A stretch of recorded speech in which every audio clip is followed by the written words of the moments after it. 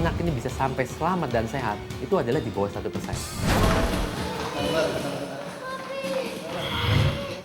Banjir besar tahun 2007 yang melanda Jakarta mengakibatkan Daniel dan keluarganya harus mengungsi. Lingkungan banjir yang tidak sehat ternyata mengakibatkan petaka bagi keluarga Daniel.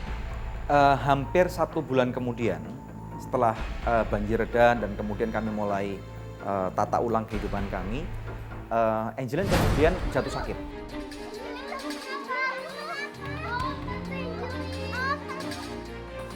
Badannya meriang, panas gitu ya.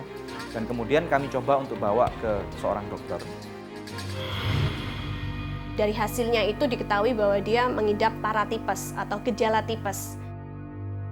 Setahu saya, kalau gejala tifus itu yang penting banyak istirahat, makanannya dijaga, makan yang lembek-lembek, dan semua itu sudah saya lakukan.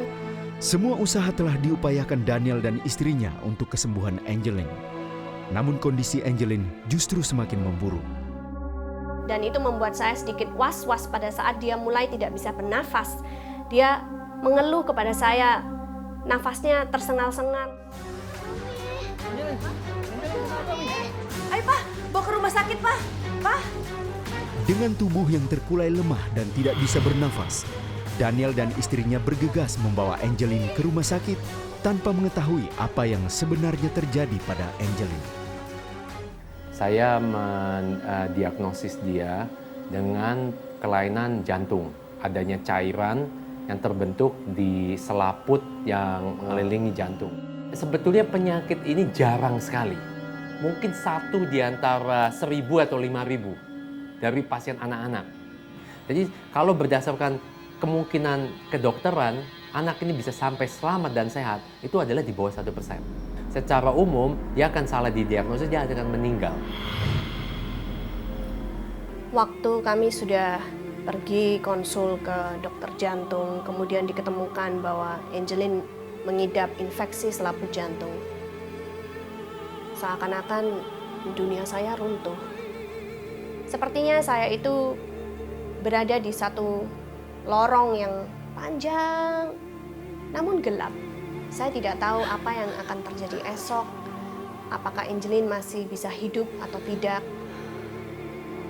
Sebisa mungkin kalau di depan Angelin saya berusaha untuk tabah. Tetapi kalau sudah malam seperti itu, saya sering menangis sendirian.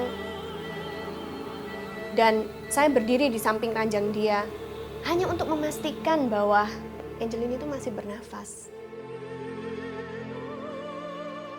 Pada waktu Angelin pas berusia 7 tahun itu dan dia lagi ulang tahun di kamar rumah sakit, orang tua mana yang nggak akan kalut melihat anaknya sakit, dan istilahnya kami berusaha untuk tertawa di depan Angelin, tapi dalam hati kecil kami itu kami menangis. Ya, waktu kami pasang lilinnya dan kami bernyanyi, Angelin juga duduk dan dia menikmati saat-saat itu. Dan dia bisa meniup lilin-lilin tersebut, tapi tidak dengan kekuatan yang seharusnya dia miliki. Jujur saya katakan, saya nggak tahu apakah itu akan menjadi ulang tahun yang terakhir. Karena kita sedang berpacu dengan waktu. Setiap hari, HB Angelin turun dengan drastis. Dan dokter sudah bilang Angelin harus ditransfusi darah segera, karena ini sudah memasuki tahap bahaya. Bukan hadiah indah yang diterima Angelin hari itu, namun justru kenyataan pahit yang harus dihadapinya. Bapak Ibu bisa bicara sebentar? Dokter berkata bahwa ini tambah parah. Kalau kalian tidak segera bergerak, kalian bisa kehilangan Angelin. Nah, di sana itu dokter berkata, boleh aja kamu berdoa, nggak apa-apa. Dia katakan, saya udah jadi dokter selama 16 tahun, dan selama ini saya tidak pernah melihat mujizat. Langsung saya keluar di satu ujung lorong rumah sakit yang gelap itu. Saya menangis sejadi-jadinya. Saya tidak peduli lagi dengan apa yang orang mau lihat, apa yang orang mau katakan. Saya nggak peduli lagi. Karena Angelin seperti satu permata yang saya punya. Satu-satunya, saya tidak punya anak yang kedua. Jadi saya tidak tahu lagi harus bagaimana. Saya keluarkan semua kesedihan saya. Dan saya hanya bisa menjerit, meminta tolong kepada Tuhan. Di tengah keterpurukannya, mereka mengikuti anjuran dokter untuk membawa Angeline berobat ke Singapura. Waktu kami sudah nyampai di rumah sakit di Singapura, dokter yang datang untuk menangani Angeline, mereka berkata bahwa benar diagnosa dari dokter jantung di Jakarta bahwa Angeline memang mengidap infeksi selaput jantung. Lalu kami mengambil keputusan untuk mengoperasikan Angeline. Waktu sebelum operasi, ada dokter anestesi dan dia berkata, "Ibu nggak usah khawatir." Lalu dia juga bilang sama Angeline, "Angeline, Tuhan Yesus ada bersama dengan Angeline. Kamu nggak perlu takut." Jadi dari kata-kata yang dikeluarkan oleh dokter itu, seakan-akan saya mempunyai kekuatan yang baru. Pada waktu Angeline dioperasi, tujuannya adalah untuk cairan itu disedot keluar. Nah, dari cairan yang disedot keluar itu, dokter katakan ini dikultur. Dan kemudian dokter katakan dari kultur ini ada 4 kemungkinan. Yang pertama, anak ini bisa kena kanker. Yang kedua bisa kena tumor. Yang ketiga bisa kena TBC. Atau yang keempat cuma virus. Waduh, kami pada waktu mendengar itu kami lemes. Kanker, tumor, ini kan penyakit mematikan. Bagaimana ini? Kalau misalnya terjadi pada anak kami, apa yang harus kami lakukan? Saya merasa shock karena saya tidak benar-benar menyadari betapa parahnya penyakit yang diderita Angeline ini. Namun kami tetap terus berdoa dan kami juga minta dukungan doa dari banyak teman-teman kami yang lain. Dan kami percaya bahwa kalau Tuhan sudah membukakan jalan sejauh ini, dari yang nggak bisa pergi sampai bisa pergi, saya percaya Tuhan pasti akan menuntaskannya dengan baik. Lalu apakah doa dan pengharapan mereka sia-sia? 3 hari kemudian setelah itu dokter berkata bahwa puji Tuhan, dokternya berkata seperti itu. Tidak ada tanda-tanda bahwa anak kamu terkena kanker ataupun tumor. Waduh, kami senang sekali. Terima kasih Tuhan. Jadi ini yang terburuk udah lewat nih. Dokter berkata ini virus. Istri saya minta, "Dokter tolong dong cari ini virusnya apa." "Iya deh, kami cari. Sampai ketemu kami akan temukan." Ya.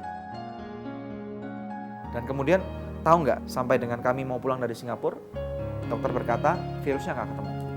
Artinya apa dokter? Artinya anak bapak sama anak ibu ini udah sembuh. Dan kemudian saya ngomong, "Dokter, kami bisa ke Singapura bukan karena kami ini orang kaya. Kami ada di sini karena ada banyak orang yang menolong kami. Jadi ini bukan uang kami sendiri," saya katakan seperti itu. Dan kemudian dokter bedah ini mulai mengatakan, "Kalau seperti itu saya akan bantu. Untuk biaya operasinya saya kasih FOC. FOC is free of charge. Gratis." Saya kaget gitu ya. Mujizat demi mujizat terjadi dalam kehidupan Daniel dan keluarganya. Mereka sangat gembira atas kesembuhan Angeline. Namun apakah benar Angeline sudah sembuh total? Kita bisa lihat waktu dia datang, jantung itu harusnya sebesarnya segini, tapi ini besar sekali. Berisi cairan ini jantung. Sewaktu dia dibawa ke Singapura, ternyata yang dikeluarkan itu adalah darah, bukan cairan biasa. Perdarahan dalam selaput jantung, yaitu kondisi emergency. Setelah dioperasi, Angeline recovery-nya cukup cepat. Beberapa hari kemudian dia pulang dan dia sehat. Ini udah sembuh total, tidak pernah balik lagi. Jadi jantungnya sekarang dalam keadaan normal. Pada bulan Januari 2009 kemarin udah sembuh total. Dan kemudian Angeline udah boleh melakukan semua aktivitas seperti sebelumnya. Dia sudah bisa lari-lari lagi, dia sudah bisa bermain basket, sudah bisa berenang, sudah bisa melakukan semua yang dia lakukan dulunya. Kalau Yesus di samping aku mau bilang kepadanya, "Terima kasih Tuhan Yesus telah sembuhkan aku." Bagi saya, Tuhan Yesus itu adalah seorang sahabat yang sejati. Dan saya juga menganggap dia sebagai Bapa saya yang baik. Pada saat saya harus berada di lembah kekelaman, Tuhan selalu ada di sana menyertai saya. Tuhan Yesus adalah sosok juru selamat yang luar biasa. Dia hidup dan dia masih mengadakan mujizat sampai dengan hari ini. Dan saya percaya kalau Tuhan bisa menjamah, memulihkan, memberkati keluarga saya, semua orang lain juga bisa dapat kesempatan yang sama. Asal percaya saja kepada Tuhan Yesus.